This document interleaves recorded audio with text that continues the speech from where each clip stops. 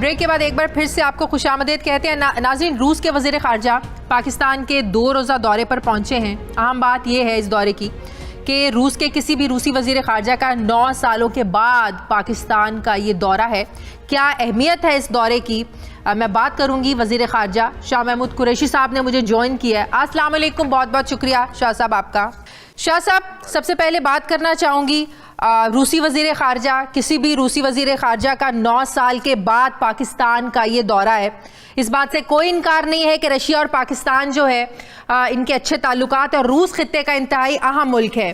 سر, اگر میں آپ سے یہ پوچھوں کہ دونوں ممالک اس خطے میں ایک دوسرے سے کس قسم کا تعاون چاہتے ہیں, کس قسم کا تعاون درکار ہے دونوں ممالک کو ایک دوسرے کے لیے, تو سر اس کا کیا جواب ہے؟ دیکھیے, ہمہ قسم کی ہماری گفتگو ہوگی جس میں ہمارے جو خطے کی صورتحال ہے, امن و استحکام کی, بالخصوص افغانستان کی صورتحال پر ہمارا تبادلہ خیال ہوگا. ہمارا ہم چاہ رہے ہیں کہ مشاورت سے ایک کوآرڈینیٹڈ پوزیشن بنائیں جس میں افغانستان کے امن و استحکام کو ترجیح دیں. اس کے ساتھ ساتھ ہماری یہ بھی خواہش ہے کہ ہم اپنے اکنامک ریلیشنز کو وسعت دیں. انرجی کوآپریشن کے کافی امکانات ہیں, جو گیس پائپ لائن ہے اس کے روشن امکانات ہیں انویسٹمنٹ سے. میں سمجھتا ہوں کہ ٹریڈ کو بڑھانے کی ضرورت ہے, اور اس کے ساتھ ساتھ جو ہمارا ملٹی لیٹرل فورمز پر جو ہمارا آپس میں مشاورت ہے, تعاون ہے, اس کو دیکھنے کی ضرورت ہے. ڈیفنس کوآپریشن, سر اسٹیل مل کی بحالی کے لیے بھی کوئی صورت نکل سکتی ہے, اس کی انویسٹمنٹ اگر ہو تو؟ کس کی جی؟ سر اسٹیل مل.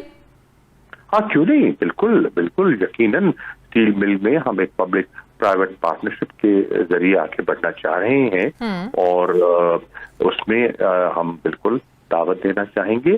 جو رشین کمپنیز ہیں وہ آئیں, انویسٹ کریں, اور ہم ان کو انوائٹ کریں گے. ویلکم دم. صحیح. سر, روس کے وزیر خارجہ دلی سے ہو کر آ رہے ہیں. ہندوستان کے ساتھ رشیا کے دیرینہ تعلقات ہیں. پاکستان ہمیشہ امریکہ کا اتحادی رہا ہے, اور پھر پاکستان اور روس افغانستان میں جو ہے نا وہ بڑا اہم پیس پروسیس کے لیے ان کا رول ہے. لیکن سر, جو بھارت کا رول ہے شاہ صاحب, پاکستان کے خلاف افغانستان کی سرزمین کو استعمال کر کے پاکستان میں ٹیررزم کروانا, کیا رشیا اپنا اثر رسوخ, اپنے تعلقات کو اس حوالے سے پازیٹیولی استعمال کر سکتا ہے سر بھارت پر؟ دیکھیے, اس میں کوئی شک نہیں کہ روس کے ہندوستان کے ساتھ بہت پرانے اور گہرے تعلقات ہیں, دیرینہ تعلقات ہیں. اب وہ دلی سے تشریف لا رہے ہیں. یقیناً میری کل جب ان سے ملاقات ہوگی اور جب ہم ریجنل ایشوز پہ بات کریں گے تو یقیناً ہندوستان پاکستان کے تعلقات زیر بحث آئیں گے, مقبوضہ کشمیر کی صورتحال زیر بحث آئے گی, اور ریجنل ایشوز بھی زیر بحث آئیں گے. مڈل ایسٹ کی جو ایوالونگ سچویشن ہے اس پر تبادلہ خیال ہوگا.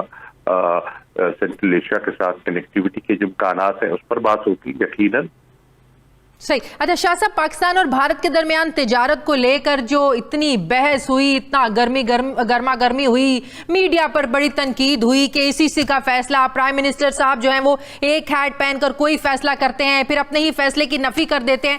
سر, ایک پازیٹیو اینگل اس میں بڑا زبردست ہے کہ پرائم منسٹر کیبنٹ کے فیصلوں کو اہمیت دیتے ہیں, اپنے فیصلے امپوز نہیں کرتے ہیں. یہ پازیٹیو اینگل تو ہوا. یہ دوسری بات یہ ہے سر کہ جن وجوہات کی بنا پر کابینہ نے اس فیصلے کو ریجیکٹ کیا, مؤخر کیا, مسترد کیا, سر, کیا جب اس کی منظوری دی جا رہی تھی ECC کی طرف سے یا پرائم منسٹر اس سمری کو منظور کر رہے تھے, سر کیا وہ وجوہات ان کے ذہن میں اس وقت نہیں تھی کہ بڑے مسائل پیدا ہو سکتے ہیں کشمیر کا مسئلہ حل کیے بغیر اگر ہم اس کو آگے لے کر چلتے ہیں؟ دیکھیے, آپ بھی اسی بحث کا شکار ہو رہی ہیں جو ناسمجھی پر مبنی ہے. بات یہ ہے کہ فیصلے کا اختیار کابینہ کا ہے. جو ECC کا فورم ہے وہ اکنامک ایشوز کو ڈسکس کرتا ہے, وہ کابینہ سے بالا تر نہیں ہے, بلکہ کابینہ ECC فیصلوں کو انڈورس کرتی ہے. ریجیکٹ بھی کر سکتی ہے, مسترد بھی کر سکتی ہے, ترمیم بھی کر سکتی ہے, ان پر نظر ثانی کے لیے مؤخر بھی کر سکتی ہے. اور ایسا ہی ہوا کہ کابینہ نے جو تجارت کا معاملہ تھا ہندوستان کے ساتھ اس پر تبادلہ خیال ہوا, اس کو مؤخر کیا گیا, اثر نو دیکھا گیا, اور پھر جو اوور آل سچویشن ہے ایک اکنامک اینگل ہے، دوسرا اسٹریٹجک اینگل ہے، تیسرا پولیٹیکل اینگل ہے، کشمیر کی صورتحال ہے، وہاں انسانی حقوق کی خلاف ورزیاں ہیں، جب پوری ایک لارجر تناظر میں دیکھا گیا تو فیصلہ یہ ہوا کہ فی الحال ایسا